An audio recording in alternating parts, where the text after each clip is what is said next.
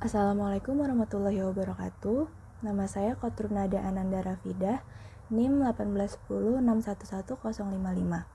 Pada kesempatan kali ini, saya akan menjelaskan mengenai pengertian dan juga ruang lingkup hukum udara dan ruang angkasa. Pertama-tama saya akan menjelaskan mengenai pengertian hukum udara.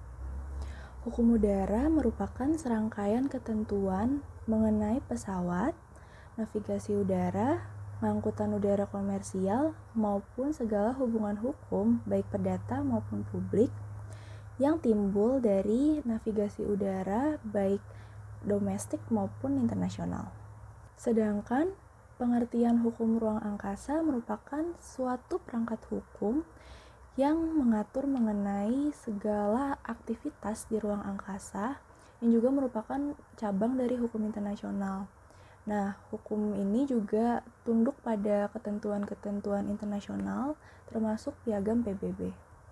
Perbedaan mendasar dari pengertian yang sudah saya jelaskan tadi, jika hukum udara mencakup mengenai penerbangan, maka hukum ruang angkasa mencakup mengenai satelit, laboratorium, dan juga roket. Jika sudah berbicara mengenai pengertian, maka ada pula sumber-sumber hukumnya. Sumber-sumber hukum udara dan ruang angkasa internasional itu berpacu pada artikel 38 Statute of the International Court of Justice.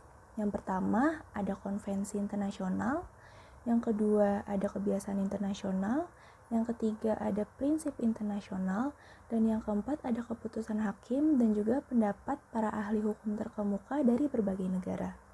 Lalu ada pun sumber-sumber hukum udara dan ruang angkasa nasional. Yang pertama ada konvensi internasional, yang kedua ada perjanjian bilateral dan juga multilateral, yang ketiga ada undang-undang nasional, yang keempat jurisprudensi, dan yang kelima perjanjian. Perjanjian-perjanjian ini misalkan tuh mencakup mengenai perjanjian pemerintah dengan perusahaan penerbangan maupun perjanjian-perjanjian perusahaan penerbangan dan juga perusahaan penerbangan.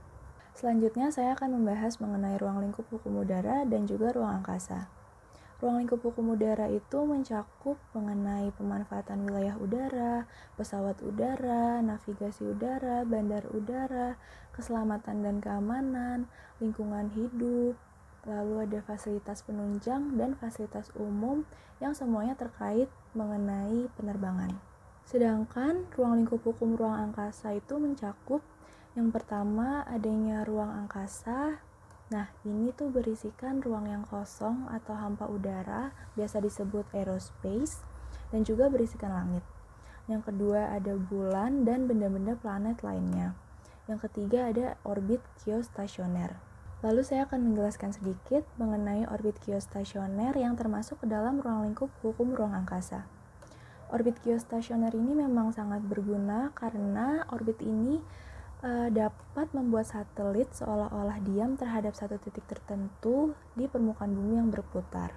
Akibatnya, antena dapat menunjuk pada satu arah tertentu dan tetap berhubungan dengan satelit. Orbit ini juga biasanya diminati oleh operator-operator satelit buatan seperti satelit komunikasi dan juga satelit televisi. Sekian penjelasan dari saya mengenai pengertian dan juga ruang lingkup hukum udara dan ruang angkasa. Mohon maaf apabila ada kesalahan kata maupun informasi yang kurang lengkap. Wassalamualaikum warahmatullahi wabarakatuh.